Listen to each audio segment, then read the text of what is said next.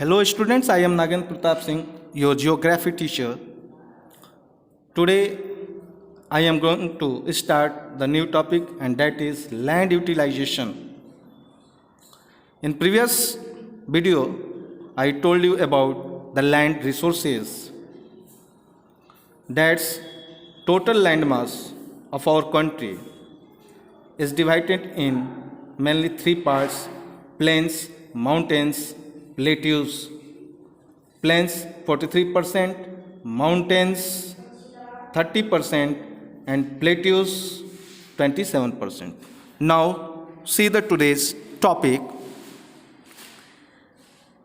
Utilisation means उपयोग, land means जमीन। जमीन का हम उपयोग किन उद्देश्यों से करते हैं, किन किन रूपों में करते हैं, यही हमको इसमें समझना है। Land resources are used for the following purposes. अनेक उद्देश्यों से हम लैंड का इस्तेमाल करते हैं, उपयोग करते हैं। पहला, इसके 6 सेक्शन है और 6 सेक्शन में जो पहला सेक्शन है वो है फॉरेस्ट। हमारी भूमि का जो टुकड़ा है उसमें भूमि के कुछ टुकड़े में जंगल फैला हुआ है और उस जंगल में हम खेती नहीं कर सकते हैं। तो जो पहला जो पहला पर्पज है वो है फॉरेस्ट। फॉरेस्ट के उद्देश्य से भी हम लैंड का यूटिलाइजेशन करते हैं, लैंड को यूटिलाइज करते हैं। दूसरा जो है land not available for cultivation, ऐसा जमीन जिसको हम कृषि के लिए उपयोग नहीं करते। इसमें 2 सबसेक्शन है। एक पहला जो है बैरन एंड वेस्ट लैंड। बैरन का मतलब बंजर भूमि, जिसमें आप खेती नहीं कर सकते, जिसमें फसल नहीं हो पाते हैं। और वेस्ट लैंड खराब जमीन, जैसे मान लीजिए कहीं कंकर हो तो कुछ अच्छा हो, तो जो खराब जमीन है जिसमें खेती नहीं किया जा सकता है, ये पहले सबसेक्शन में आता है बैरन एंड वेस्ट लैंड। इसमें हम चाह के भी कुछ खेती नहीं कर सकते हैं। और दूसरे का जो सबसेक्शन है दूसरा, land put to non agricultural use. हम जमीन का कुछ हिस्सा गैर कृषि कार्यों के लिए भी करते हैं। जैसे मान लीजिए कि रोड बनाना हो तो हम जमीन पे ही बनाते हैं, और जिसमें हम रोड बना दिए, जिस जमीन पे जिस एरिया में हमने सड़क बना दिया, बिल्डिंग बना दिया, टावर खड़ा कर दिया, तो उस मार्ग में, उस स्थान पे हम चाह के भी खेती नहीं कर सकते। तो जमीन के ये जो टुकड़े होते हैं जो सेकंड सेक्शन में आता है, इसका भी हम कृषि के लिए यूज नहीं कर सकते हैं, बल्कि गैर कृषि के लिए इसका यूज हम करते हैं। तीसरा जो सेक्शन है वो है अदर अनकल्टिवेटेड लैंड। अन्य ऐसे जमीन जिसमें खेती नहीं किया जा सकता है, तो उसको अनकल्टिवेटेड लैंड कहा जाता है। इसमें भी आपके 3 सबसेक्शन हैं। उसमें हम चाह के भी खेती नहीं कर सकते हैं, क्योंकि उसका उपयोग का उद्देश्य जो होता है वो अलग होता है। जैसे पहला, इसमें देखेंगे पास्चर्स एंड ग्रेजिंग लैंड। आप देखे होंगे कि चारागाह, पास्चर में चारागाह, कि कुछ ज़मीनें ऐसी होती हैं जिसमें केवल घास लगी होती हैं और उसका प्रयोग हम केवल जानवरों को चराने के लिए ही करते हैं। तो उसमें खेती तो हम कर सकते हैं, ऐसा नहीं है, क्योंकि उपजाऊ भूमि होती है। लेकिन हमारा उद्देश्य क्या होता है, वो जानवरों के लिए उस ज़मीन का चारा के रूप में हम यूज करते हैं। उसमें घास जो नेचुरली ग्रो होता, उगता है, उसको उसी से जानवर अपना भोजन ग्रहण करते हैं, उसको चरते हैं। इसलिए हमारा उद्देश्य वहाँ अलग हो गया। इसी का तीसरे का ही जो दूसरा सबसेक्शन होता है वो है land under miscellaneous tree. Miscellaneous का मतलब होता है विविध। आप देखे होंगे कुछ ऐसे भी ज़मीन होंगे, ऐसे भी जगह होंगे जहाँ नेचुरली स्वतः ही वहाँ पेड़ जम जाते हैं, पेड़ हो जाते हैं। तो उस एरिया में भी हम खेती नहीं कर सकते हैं। चाहे तो कर सकते हैं, लेकिन उसको क्या करना पड़ेगा, पेड़ों को काटना पड़ेगा। तो कुछ ज़मीनें जो होती हैं उसका भूभाग वो उसमें भी यूटिलाइज हो जाता है। तीसरा जो सब सेक्शन है कि कल्चरेबल वेस्ट लैंड।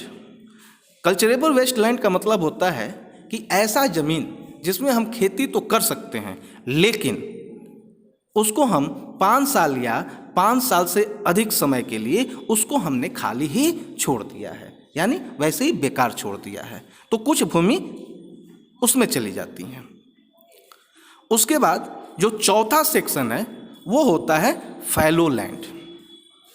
फैलो का मतलब होता है परती, जिसको परती परास कहा जाता है, जहाँ लोग क्या करते हैं, अपना आवास बनाते हैं, उस परती पे जाके अपना घर बनाएंगे और वहाँ बस जाते हैं। तो वो कृषि के लिए यूज नहीं किया जाता, वहाँ रहने के लिए यूज किया जाता है फैलो लैंड का। और चूँकि वहाँ खेती न करने की वजह से ऐसा नहीं है कि वहाँ को फैलो लैंड में भी जो परती परास होता है उसमें भी कुछ भूमि होती है जिसको कि हम यूटिलाइज कर सकते हैं खेती के लिए, लेकिन करते नहीं हैं। तो इसमें 2 सबसेक्शन है, एक करेंट फैलो और दूसरा आता है अदर देन करेंट फैलो। इसका मतलब ये होता है कि करेंट फैलो में ऐसा जमीन जिसको हम 1 या 1 साल से अधिक समय से उसको खाली छोड़ दिए हैं, बेकार छोड़ दिए हैं, उसमें हम कुछ नहीं कर रहे हैं खेती वगैरह। और जो अदर देन करेंट फैलो होता है, ऐसे ज़मीन को हम 1 से लेके 5 साल तक के लिए उसको हम क्या करते हैं, यूं ही छोड़ देते हैं, उसमें हम कुछ कृषि वगैरह का काम उसमें नहीं करते हैं, तो वो अदर देन करेंट फैलो के श्रेणी में आता है। जो हमारा 5वां उद्देश्य है, जिस उद्देश्य से हम लैंड को यूटिलाइज करते हैं, वो होता है net sown area. Net sown area का मतलब होता है कि ज़मीन का वह पार्ट जिसमें हम 1 वर्ष में केवल 1 बार ही खेती करते हैं, 1 ही फसल उगाते हैं, ऐसे एरिया को कहा जाता है नेट सोन एरिया। और जो छठा होता है वो होता है ग्रॉस क्रॉप्ड एरिया। तो नेट सोन एरिया और ग्रॉस क्रॉप्ड एरिया में अंतर यही है कि नेट सोन एरिया के अंतर्गत 1 साल में एक खेत के 1 प्लाट में हम 1 ही फसल उगाते हैं, जबकि ग्रॉस क्रॉप्ड एरिया में किसी 1 प्लाट में 1 साल के अंदर 2 या 3 फसल हम उसमें उगाते हैं। तो ये अंतर होता है नेट सोन एरिया में और ग्रॉस क्रॉप्ड एरिया में। अगला जो हमारा टॉपिक है land use pattern in India, कि हमारे भारत में ज़मीन का जो यूज करने का रूपरेखा है वह किन किन चीज़ों पे डिपेंड करता है। तो देखिए, इसके लिए 2 फैक्टर हैं। पहला फैक्टर होता है फिजिकल फैक्टर और दूसरा होता है ह्यूमन फैक्टर।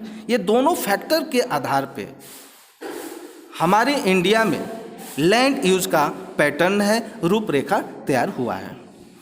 तो जो फिजिकल फैक्टर्स हैं उसमें आता है टोपोग्राफी, क्लाइमेट, सॉइल टाइप्स, और ह्यूमन फैक्टर्स में आता है population, density, technological capability and culture and tradition. तो टोपोग्राफी का मतलब होता है स्थलाकृति और कल्चर एंड ट्रेडिशन रीति रिवाज। तो इन 2 फैक्टर, फिजिकल फैक्टर और ह्यूमन फैक्टर के आधार पे ही ये लैंड यूज पैटर्न भारत में बना हुआ है। अब इसको हम जरा सा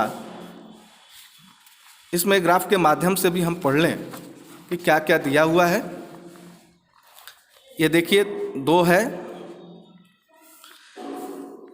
आप जैसा कि जानते हैं कि टोटल जो लैंड मास है वो 3.28 मिलियन स्क्वायर किलोमीटर है, और उसमें का केवल हमारे पास जो रिपोर्ट है वो मात्र 93% ही है।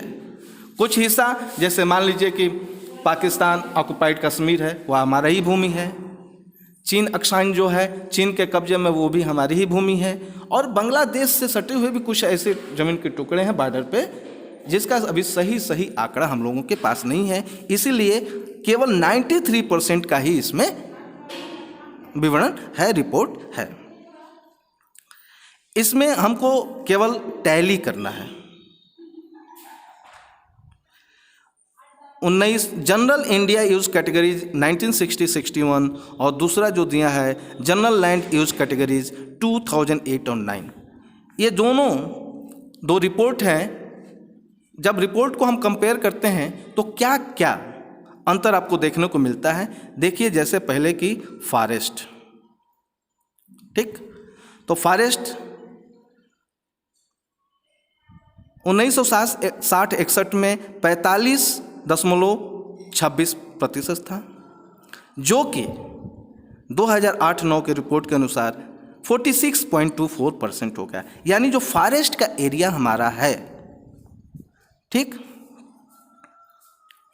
वो क्या हुआ है, बढ़ा है।